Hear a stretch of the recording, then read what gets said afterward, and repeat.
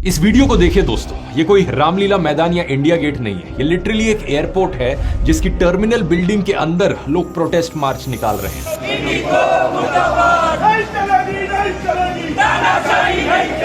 पिछले 3 दिनों से इंडिया के लगभग हर मेजर एयरपोर्ट पर अफरा तफरी मची हुई है। लोग चिल्ला रहे हैं, चीख रहे हैं।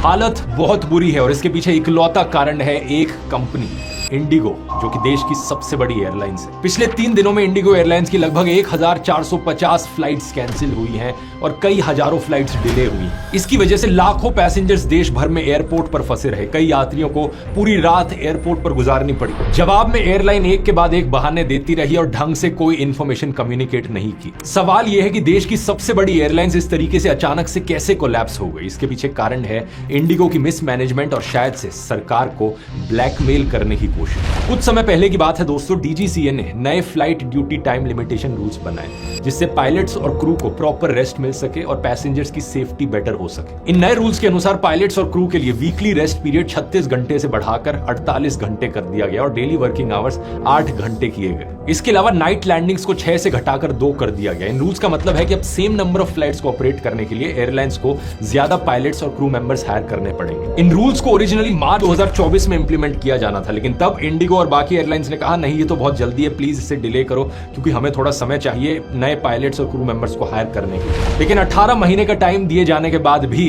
इंडिगो ने ढंग से हायरिंग नहीं करी। एयरलाइंस पायलट एसोसिएशन के प्रेसिडेंट सैम थॉमस का कहना है कि जब भी रूल्स एयरलाइंस के फेवर में नहीं होते तो एयरलाइंस फ्लाइट डिले कर देती हैं या कैंसिल कर देती हैं ताकि सरकार पर रूल्स चेंज करने का प्रेशर बनाया जा सके। इसलिए कहा जा रहा है कि इस तरीके से फ्लाइट्स को कैंसिल करना ये कोई प्लानिंग फेलियर नहीं था, बल्कि एक कैलकुलेटेड स्ट्रैटेजी थी। जानबूझकर अफरा तफरी मचा दो एयरपोर्ट पर ताकि डीजीसीए मजबूर हो जाए इन रूल्स को वापस लेने पर। और एग्जैक्टली ऐसा ही हुआ दोस्तों। डीजीसीए ने 5 दिसंबर को अपने रूल का एक बड़ा इंपॉर्टेंट पॉइंट अब विड्रॉ कर लिया है। लीव्स को वीकली रेस्ट में काउंट करना अलाउ कर दिया है जो पहले नहीं होता था। इसके अलावा डीजीसीए ने 10 फरवरी तक इंडिगो को एक वन टाइम एग्जेम्पशन दे दी है पायलट के नाइट ड्यूटी रूल्स से। इस पूरे मुद्दे के पीछे दोस्तों एक रूट कॉज है एविएशन सेक्टर का इंडिया में एक मोनोपोली या डुओपोली बन जाना। आज के दिन इंडियन एविएशन के मार्केट में इंडिगो का मार्केट शेयर 65% पर है और एयर इंडिया का 30%। इन दोनों के अलावा लगभग सारी एयरलाइंस खत्म हो चुकी हैं। तो आज के दिन अगर एक पैसेंजर खड़ा होकर बोले कि मैं इंडिगो को बॉयकॉट करना चाहता हूं, ये लिटरली पॉसिबल ही नहीं होगा। ये बड़े अफसोस की बात है दोस्तों, क्योंकि आज से 20 साल पहले ढेर सारे ऑप्शंस हुआ करते थे।